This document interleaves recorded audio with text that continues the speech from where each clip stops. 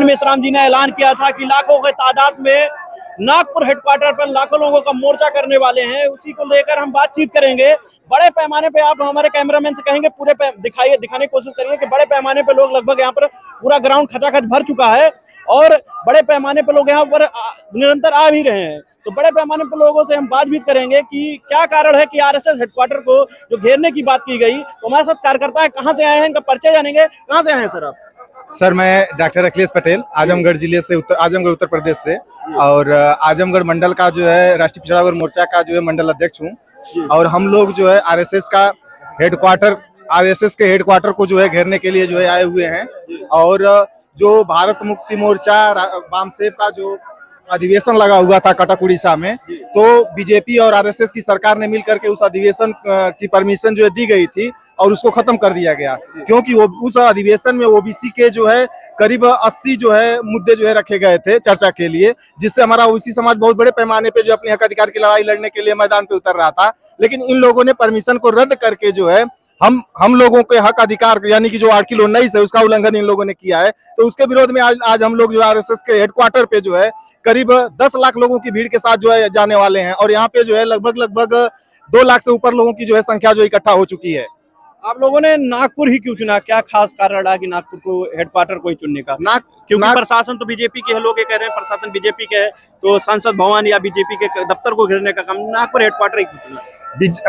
असल में जो है भारत में जो आरएसएस है यही बीजेपी और कांग्रेस जैसे पार्टियों को जो है अपने जेब में रख के चलता है और उनका नेतृत्व जो है आरएसएस ही करता है। तो हमारे जो नेतृत्वकर्ता हरिवामन मेश्राम साहब हैं, उन्होंने कहा कि इन बच्चों को पकड़ने से कोई फायदा नहीं होने वाला है, इससे अच्छा इसका जो बाप जो आरएसएस का जो हेड है मोहन भागवत उसको जो है पकड़ने की जरूरत है, तभी ये लोग कंट्रोल में आएंगे।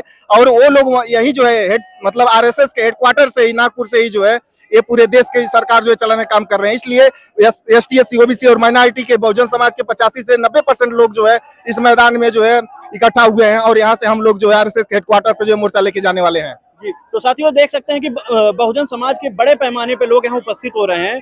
यही वो आरएसएस है जो आज तक लोगों को डरवाता रहा है। उसके जो गुर्गे हैं वो जाकर कार्यक्रम में बाधा उत्पन्न करते हैं। कभी मोहन भागवत जी कहते हैं हिंदू शब्द विदेशी है, कभी कहते हैं कि हिंदू राष्ट्र बनाना, कभी कहते हैं भारत ऑलरेडी हिंदू राष्ट्र है। तो ये जो उल्टियां कर रहे हैं, कहीं ना कहीं वामसेप की जो जागृति है बड़े पैमाने पर लोगों को देखने को मिला है।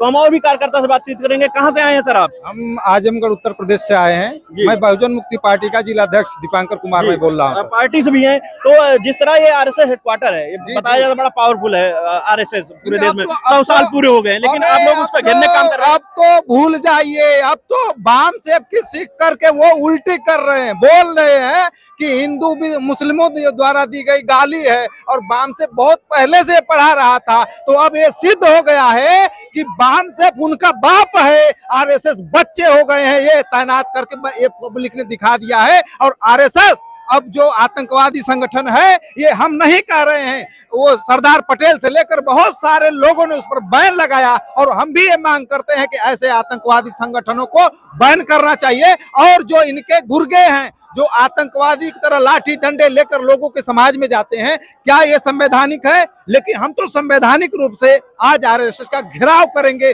और आज उनको ये जवाब देना पड़ेगा कि बहुजन समाज के हक अधिकार अगर वो मारेंगे, हमारे अगर अधिकार खत्म करेंगे तो हम उनको छोड़ने वाले नहीं हैं।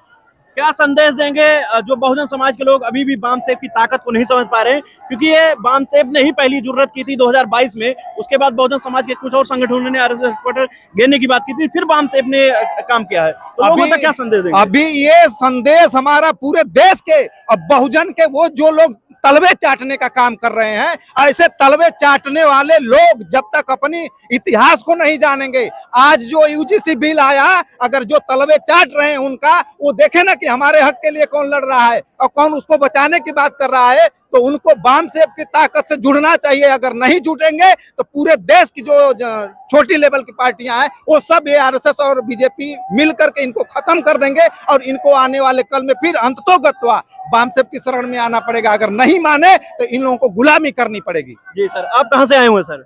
आजमगढ़। क्या परिचय है सर आपका? अमरनाथ यादव जी, जिला कार्यकारी अध्यक्ष आजमगढ़ जी। ये समय जो है आरएसएस, ये जो सरकार जो चल रही है आरएसएस की चल रही है, आरएसएस के कहने पे चल रही है और इसको इसका विरोध करने के लिए हम लोग इनके आरएसएस के हेडक्वार्टर को घेरने आए हैं ताकि पत्ते को हिलाने से कोई फायदा नहीं है, जड़ को हिलाना जरूरी है। जड़ जब हिलेगा तो पत्ते ऑटोमेटिक झड़ जाएंगे। जी, तो साथियों बहुत सारे कार्यकर्ता हैं, युवा साथी हैं, कहाँ से आए हुए हैं आप भैया? मैं नई मुंबई से आया हूँ, जी। छत्रपति क्रांति सेना। आप तो मुंबई से हैं और आरएसएस को 100 साल पूरे हुए, और जिस तरह वामन मिश्रा जी ने कॉल कर दिया कि आरएसएस हेडक्वार्टर घेरेंगे, बड़े पैमाने पे लाखों लोग दिख रहे हैं, तो क्या कहेंगे कि आरएसएस जो है वो जो जिसको दिखाया जाता है कि बहुत पावरफुल संगठन है, उसकी पार्टी है केंद्रीय केंद्र के चुनाव में, मतलब उसकी सत्ता है, तो किस तरह आप इसको देखते हैं सर? सर मैं आपको एक बात बताता हूँ कि आरएसएस पावरफुल नहीं है, वो फुसका बॉम्ब है। कारण मैं आपको बताता हूँ कि ये आरएसएस के मुख्यालय पे ये हमारा दूसरा मोर्चा है जी।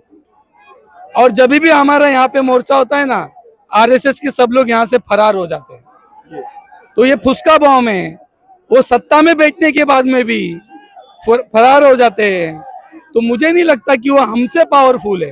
ये देखने को मिला प्रशासन बड़े पैमाने पर मुस्तैद है, आप लोग कह रहे हैं हेडक्वार्टर जाएंगे, क्या लग रहा है आप लोग को परमिशन मिल जाएगी जाने के लिए? देखिए, संवैधानिक हक और अधिकार है हमारा, और प्रशासन इससे 10 गुना क्यों ना रहे, जो हमारा हक अधिकार है प्रशासन नहीं रोक सकता। मैं आपको बताना चाहूंगा, मैं खुद कानूनी सलाहकार रह चुका हूँ।